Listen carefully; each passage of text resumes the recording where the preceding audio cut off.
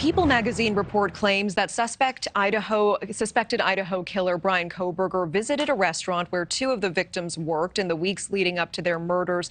Also that he followed the three female victims on Instagram and repeatedly messaged one of them. Now, the restaurant owner has since said that Kohberger never visited the restaurant. Joining us now to discuss, former CIA officer, FBI Special Agent Tracy Walder. Tracy, thank you so much for being here.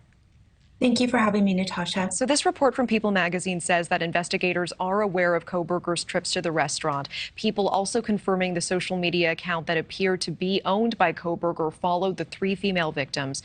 Why would the restaurant owner deny that the report there and say that it's not true?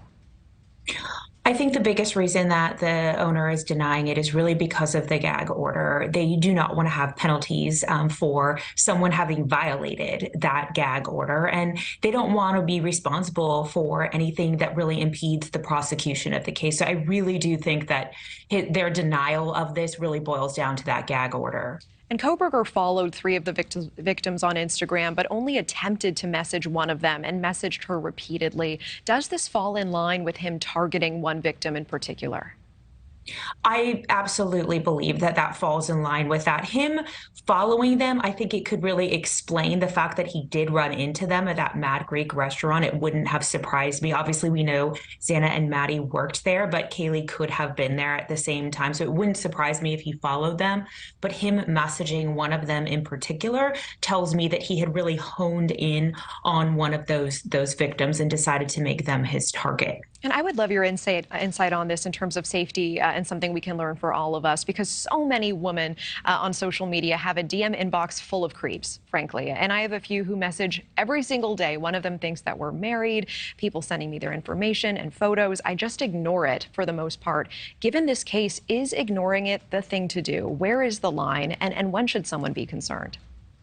So that's interesting. And Natasha, I'm so sorry that that happens to you. It happens to me as well. And people message me.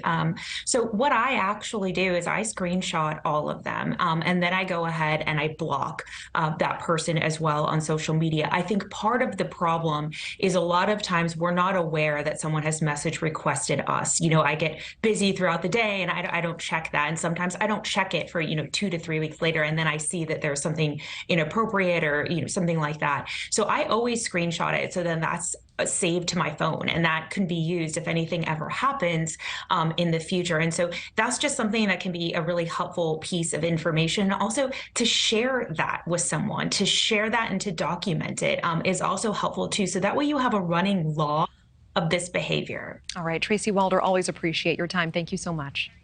Thank you. And thank you for joining us tonight. I'm Natasha Zuvest. Just a reminder, in 3 minutes, tune in for a NewsNation special report on Alex Murdaugh. Tomorrow, the powerful South Carolina attorney going on trial for allegedly killing his wife and son. Thank you for watching. Go to newsnationnow.com to find News Nation on your television provider. And don't forget to click the red subscribe button below to get more of News Nation's fact-driven, unbiased coverage.